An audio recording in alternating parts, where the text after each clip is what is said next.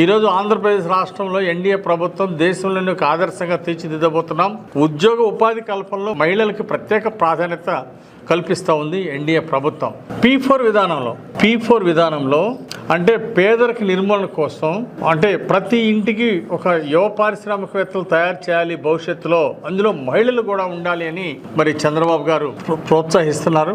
దానిలో భాగంగా ఈరోజు ర్యాపిడో కంపెనీ నుండి ఒక 1000 ఎలక్ట్రిక్ బైక్స్ని ఈరోజు చంద్రబాబు గారు మార్కాపురంలో మహిళలకు కేటాయించారు మహిళా దినోత్సవం సందర్భంగా. ఇది ఎంతో అభినందనీయమైనటువంటి విషయం.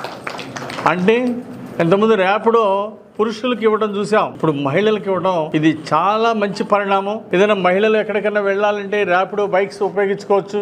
అలాగే మహిళలు ఒక చోట నుండి ఇంకో చోట తీసుకెళ్లి వదిలిపెట్టడం అంటే చాలా సేఫ్టీగా ఫీల్ అవుతారు మహిళలందరూ కూడా. కాబట్టి ఈ మహిళా ర్యాపిడో ఈ వాహనాల్ని అందరూ కూడా భవిష్యత్తులో ఉపయోగించుకుంటారు. దీని ద్వారా మహిళలకు ఉపాధి